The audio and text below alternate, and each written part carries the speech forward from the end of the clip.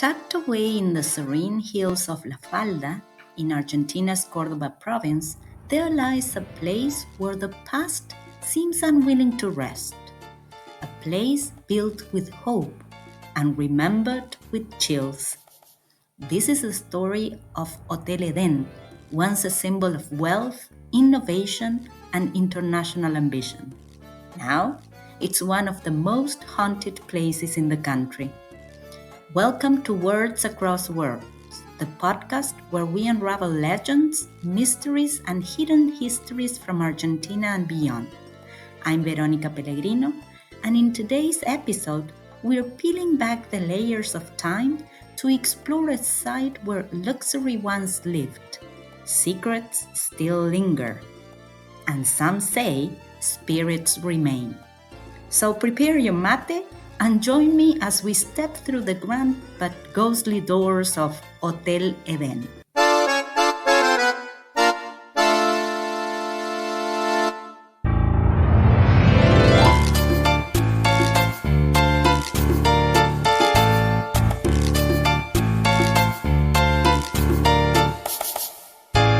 Let's travel back to the year 1897. Argentina was booming. The country was expanding rapidly and attracting immigrants and investors from all over Europe. Among them was a German entrepreneur, Roberto Balke, who had a vision to build a luxurious retreat not for entertainment or tourism, but for healing.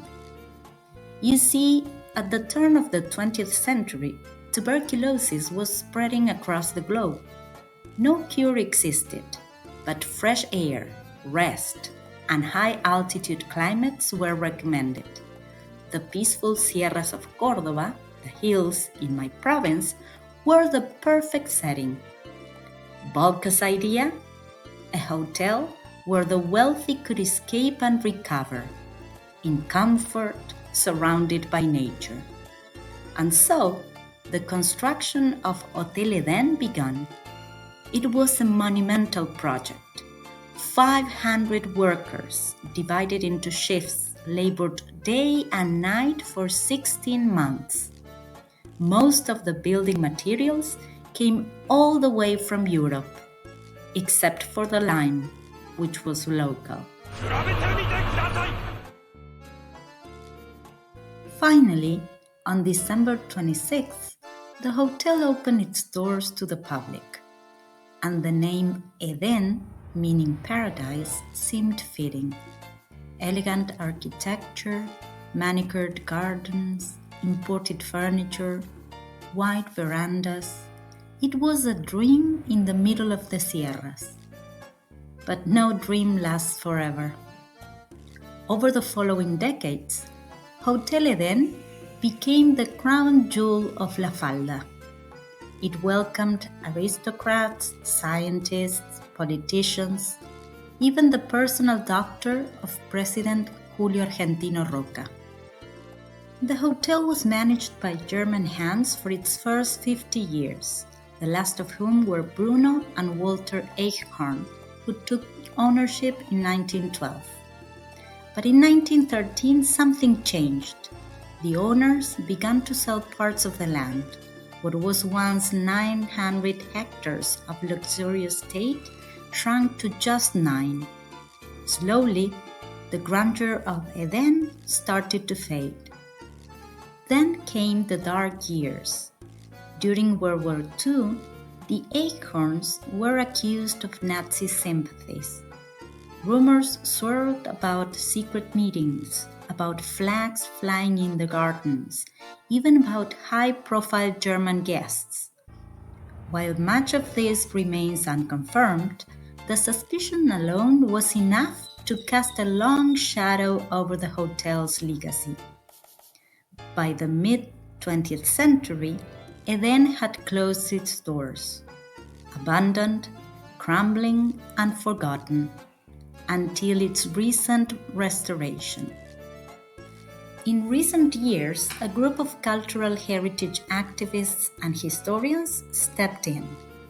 They began to restore the building, preserving its facade, its rooms, its halls, and its stories. Today, visitors can walk through its corridors, touch its century-old walls, and imagine what it must have been like when Edén was alive with music, laughter, and maybe whispers. Which brings us to the ghost stories.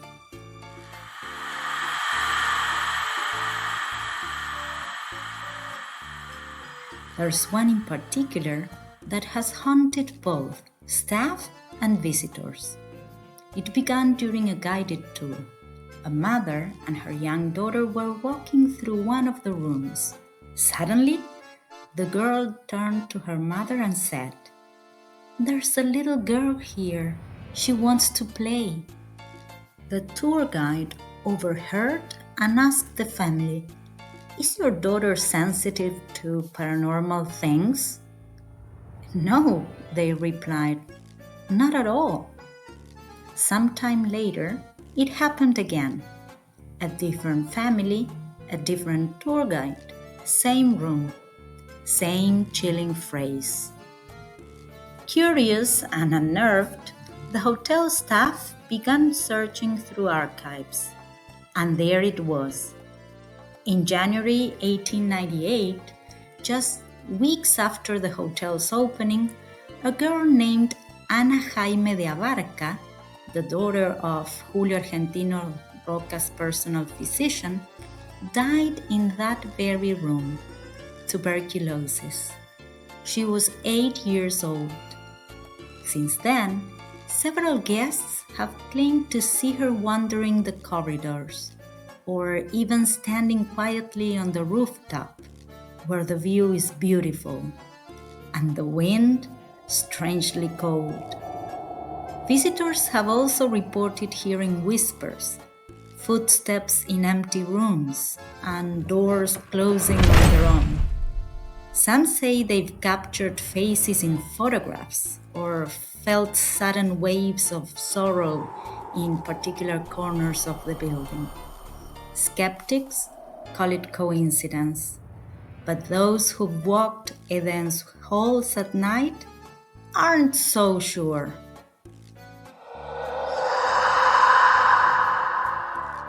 Whether you believe in ghosts or not, there's something undeniable about the Hotel Edén. It's a place where memory clings to every stone, where ambition met tragedy, and where echoes of another era still seem to whisper through the halls. It was built to be a haven of healing, a vision of paradise in the hills of Córdoba. But even paradise has its shadows. Thank you for joining us on Words Across Worlds. If you enjoyed today's story, don't forget to subscribe and share. And if you ever visit La Falda, listen closely. Someone might be waiting to play.